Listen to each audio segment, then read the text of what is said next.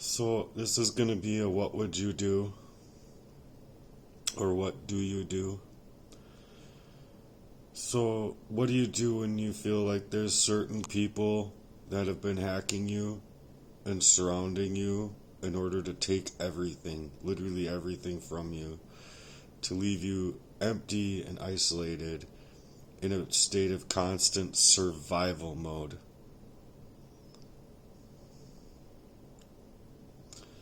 Which brings about survival memories when you have an arsenic abuse.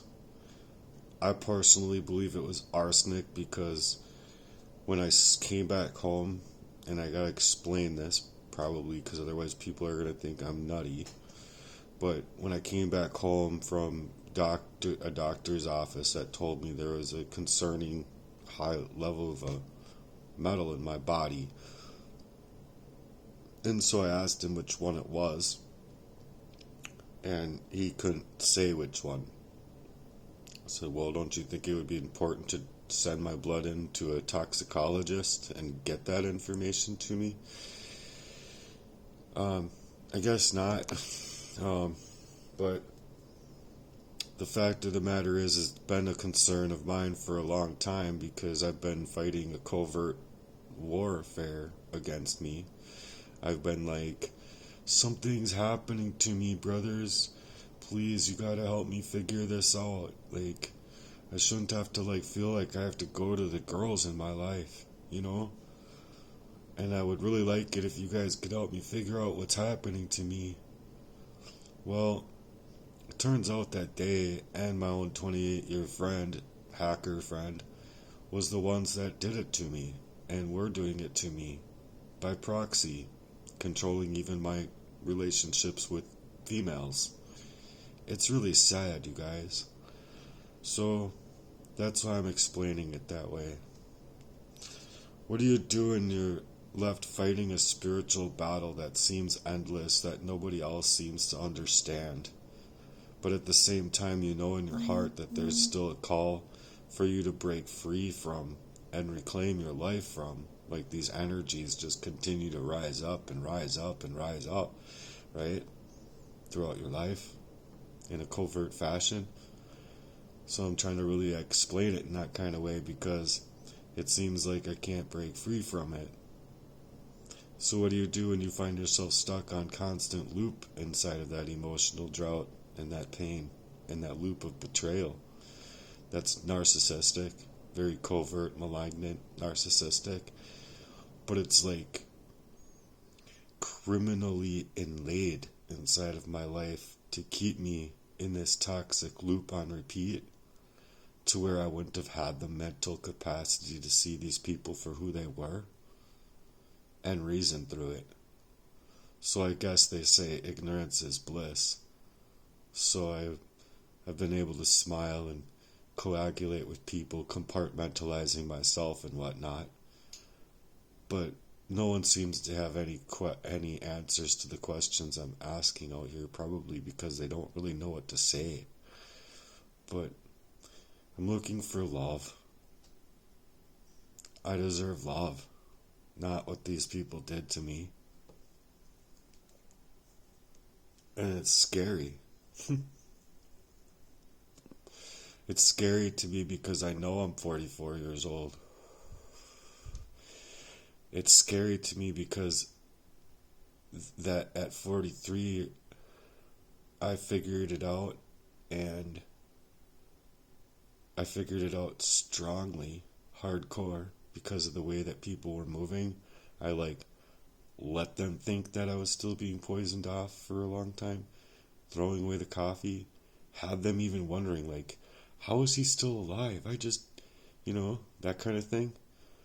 And I let them think that I was continuing to be poisoned up, and I'd all be going to work, they call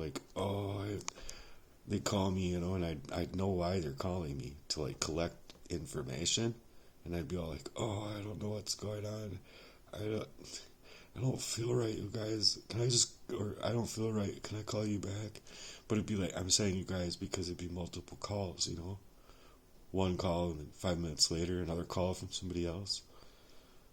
and it's just this constant loop that others have created for me where it's scary. And then they expect to take away my time.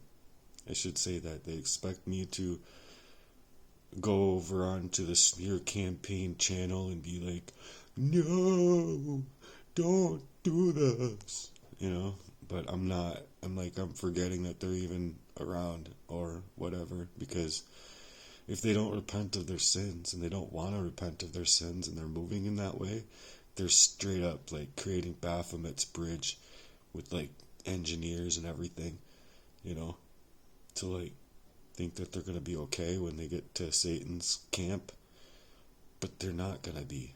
Everyone's going to throw everybody underneath the bus. Anyway, that's what I experienced too, is like everyone threw the next person under the bus. Like Jesse hated, people that were involved, and then those people were like, everything that they signaled to me told me that these people were definitely doing this to me. It's like, oh, a 28-year friendship and you're not going to even be able to talk to me about it? Why? Because you think I'm going to fight you and punch you? Do you just think that you deserve it that bad? Which was not the case. I wouldn't have been that person. I said it like, yeah, I want to fight you, but I want to fight you with my words, B. And there's no way that he could have a conversation with me, and then my own brother, like, wanting to talk over me. And I just told him, I said, dude, it's not going to fucking work anymore. Sure, there's poison in my body, but, like parasites, when they're trying to kill parasites, and they use, like, one little thing, and parasites can get strong to what you're trying to attack them with, and if you don't hit them hardcore, you're not going to kill them. They're just going to get strong to whatever you're trying to kill them with.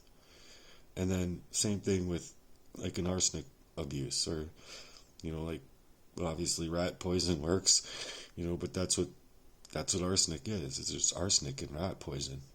And so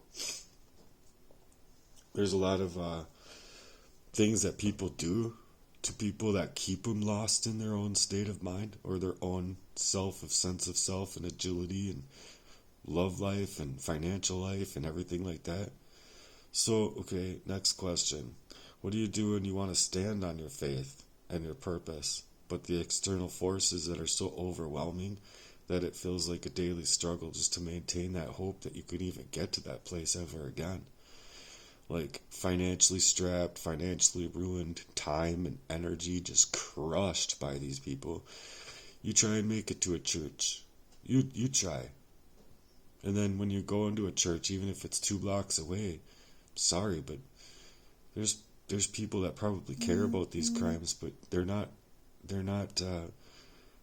it's so hard to like coagulate in a normal fashion as you otherwise would, like when I was 16 or when I was younger, that I still didn't see these things, but I would really, really be trying, to enjoy the zest of life, and I think it showed on who I was. But so all that kind of zest for life gets wiped away. And so what do you do when you're trying to share your story, but those who should listen turn a blind eye, like the police or like the medical industry, and instead you get further twisted in your words, making it even that much more gaslighting going on, because people just find it that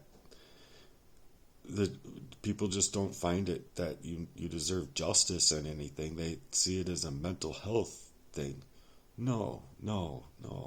I've been mentally compartmentalizing myself because of what's happening to me. I didn't, and that's the honest to God's truth. You have to continue to work, or you have to continue to do something, but for yourself you're dealing with some kind of covert warfare, and you're like, well, I'll just move this way for now and continue to work because I know I'm going to need the money. I know I'm probably going to need 3 or 4 times the money that I ever thought I would need. And then you have your own brother even like worried that, that maybe you're going to find out Jesse shows up, poisons you up, and then your NTF money is being gamed up because I trusted my brother. He snaked $4,000 from me, though. That was like all my writing money and like $1,000 of DoorDash money that he snaked from me. So I'm really trying to find a lawyer that can work pro bono because of how bad these things have happened to me. And trying to look for support out here, just natural people that can be selectively available to be supportive. You know, that's not even the right way of saying it. I'm looking for a support system, and I'm looking for good friends, and I would like to have a partner that it's hard to actually think that is possible, but I still believe it's somehow possible. Someone could love me a lot more than all these people all combined. Would be really cool, you know. I'm like a natural 44-year-old guy just because I'm trapped in like the spiritual way as like a 4-year-old based on like me being poisoned all of my life. Doesn't mean that I'm not still a regular 44-year-old man. I deserve love. I deserve love. And I don't want to die this way either, so it's kind of like, I don't know.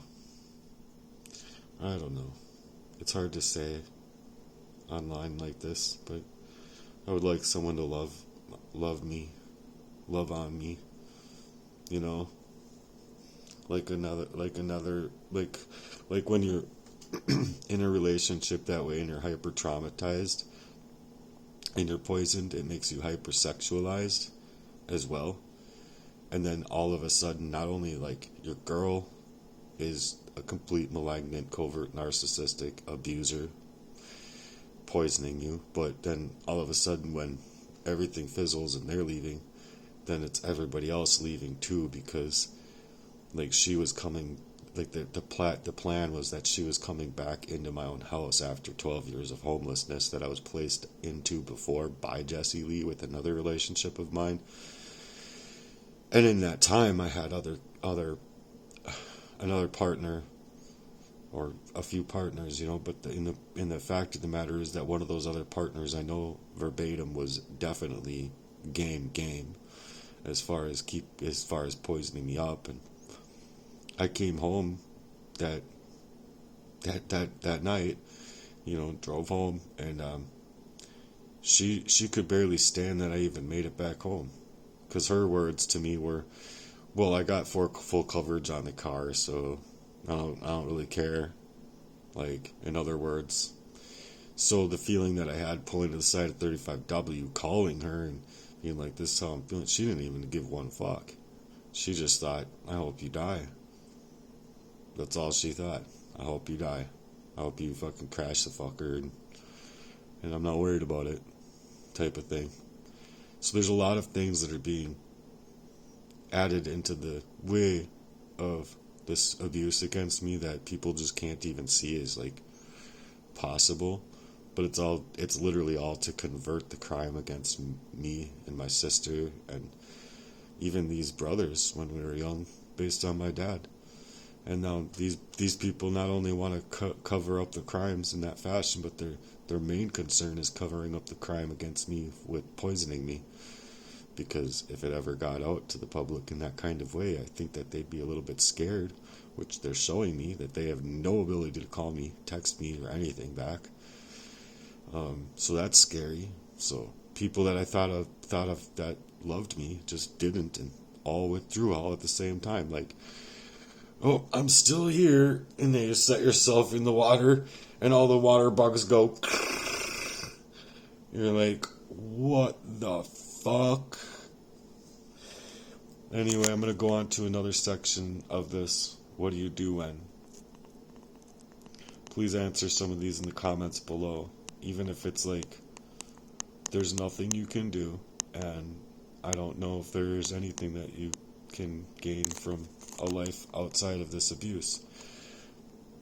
I don't know. But I would like it if somebody saw themselves as like that syndicate to bring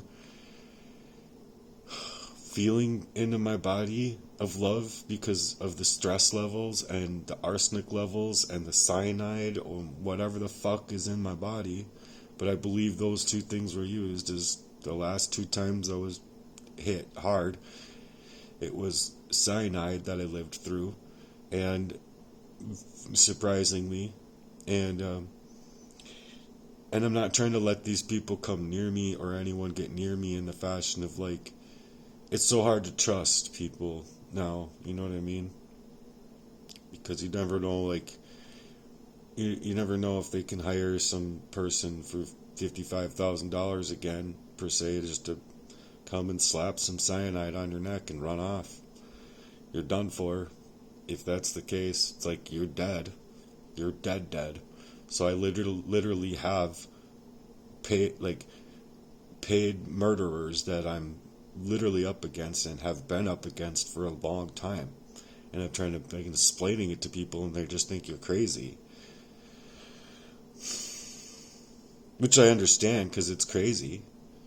Just to fucking think that people could go to these levels. But anyway, I'll go to another section. Love you guys for being here. Please support my work. If you can, like, share, subscribe, especially share with other people. Share it to their share it to their Facebooks, share it to them personally. Talk about it with them personally. You could write down my name and say, please subscribe on YouTube. Matthew Murden, please subscribe on YouTube. He's got one of the most heinous crimes that's happening to this level than it's happening to anybody else across the globe or across the world. Whatever you think, you know.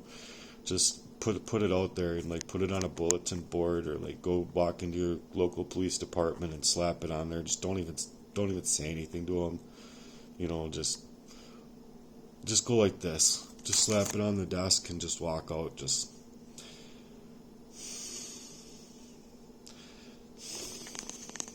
fuming, you know? I don't know. It would help, I think, somehow. I don't know. I have to believe that there's some good in the world somewhere for some reason. They got millions and millions and millions of charities, but it's exactly what I'm saying. It's Freemasonry controlled. They're not trying to allow me to grow up my own charity and make my own charity, and it's like a very playground type of way. And I think it would be the thing that would be just the most amazing thing that would ever come about. But I've been working on it for 16 years, and I'd really still like to be able to take it there. That's why I'm asking somebody, please fucking have some love for me. Please. Thanks for being here. It means a lot more to me than it means to you.